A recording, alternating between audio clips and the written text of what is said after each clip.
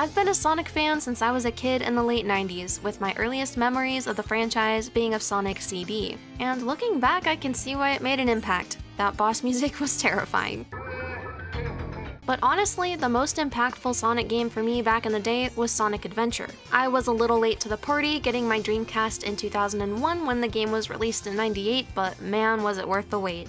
This was the first proper 3D Sonic game, at least depending on who you ask, and it changed Sonic forever. They really went crazy with making Sonic cool, from a character redesign, to the opening sequence and its music, to the final boss fight. For fans, this was super hype and changed Sonic's appeal moving forward, but that wasn't all that there was to it for me. Despite some growing criticisms as the game has aged, for me there's a lot to love, and today I'm going to unpack some of the things that I've always thought were great about Sonic Adventure. I'm curious, what's your favorite part of Sonic Adventure, or do you have any gripes with it? Let me know in the comments below. For me, one of the best things to come out of Sonic Adventure was the introduction of Chao. Chao were basically cute virtual pets that you could raise and care for. You could feed and pet them, level their stats, enter them into races, and transform them and change their appearances. This can be approached casually, or if you want, it can actually be a real grind, which I think is cool because it gives what's admittedly a short game more to offer in that regard. Though future installments into the series would expand more on Chao, making the original experience seem kinda simple in comparison, this was where it all started, and I have to give it credit. As a side note, I have a big love for Chao, and I actually think it'd be cool to do a kind of a deep dive on Chao and how it all works with them, so let me know in the comments if that's something you'd like to see. Something really cool about Sonic Adventure was how varied the playable characters and their gameplays were. Over the course of your time playing through Sonic's route, you would unlock the rest of the characters: Tails, Knuckles, Amy, Big, and Gamma. Each character had their own unique style of gameplay, giving the game tons of variety. As Tails, you were usually racing against Sonic to the end of the level and could fly. As Knuckles, you were treasure hunting for pieces of the Master Emerald and could glide, climb, dig, and punch. As Amy, you were trying to outrun one of Eggman's robots and had a giant hammer that allowed you to do cool flips, and the levels were more puzzle-based. As Big, you were fishing to try and catch your friend Froggy, who was being targeted by Eggman. And as Gamma, you were trying to destroy Eggman's other robots, and the levels were timed and shooting-based. Like I said, a lot of variety, but not all well received. People took a lot of issue with Big's levels, especially with the fishing being seen as boring and frustrating. And I admit, I wasn't always a big fan either, but honestly, now that I'm older, I actually appreciate them for being pretty laid back and, dare I say it, fun. When I was a kid though, my favorite character to play as was Amy. Though I was admittedly kind of a tomboy for much of my childhood and Amy was as girly as it gets, I still really liked having a female character to play as. Sonic has long been known for great music, but man, the Sonic Adventure soundtrack really goes hard. The hard rock opening theme, Open Your Heart by Crush 40, made the game feel so cool and exciting. Maybe some would consider it a little edgy or something, but I don't know man, I think it's sick.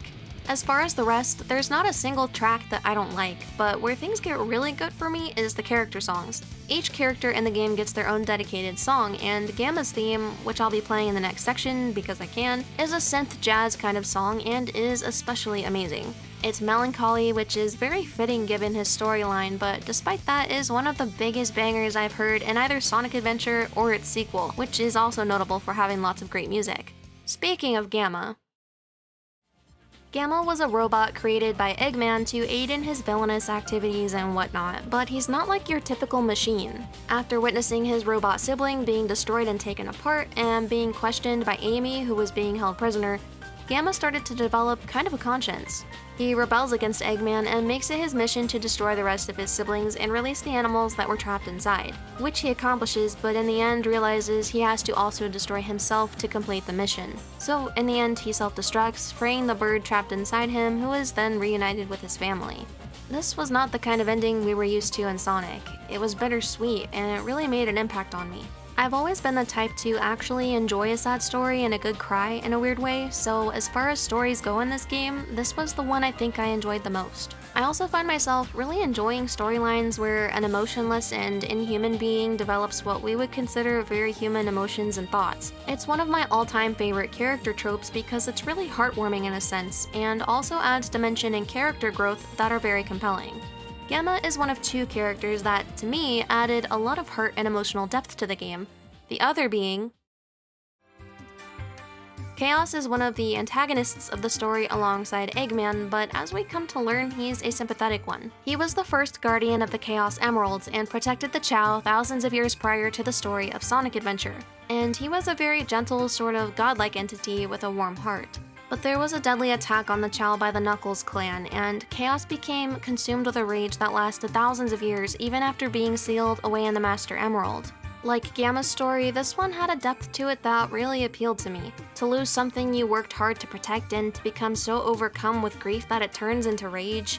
It's heartbreaking, but also makes for an incredibly interesting antagonist. The villains I find the most compelling are the ones that have an understandable and sympathetic motivation behind their actions. Kinda like Thanos from the MCU, for instance. Certainly, he did very evil and destructive things, but part of what made him so interesting was his misguided but ultimately well-intended motivation paired with the awful things he did. Chaos is much more sympathetic than Thanos, obviously, but all this to say, it's just much better storytelling when you can at least kind of see where an antagonist is coming from, even if their actions are reprehensible. Contrast Chaos with Eggman, who in Sonic Adventure is literally just bad because he can be, and I think there's no doubt that Chaos is much more interesting. Sonic Adventure definitely has its issues. I've seen an increase in Sonic Adventure hate over time, and sure, there's a lot that's valid, I'm not denying that, but I think this game has a lot to love and appreciate, so I wanted to share the things I particularly liked about it. It means a lot to me, so thank you for taking the time to watch this video. Before I go, I wanted to also thank you all for the love on my previous video. This is a new channel, and I'm new to this kind of content, so even breaking a couple hundred views and 100 subs is really, really cool. Thanks again for watching, and I'll see you next time.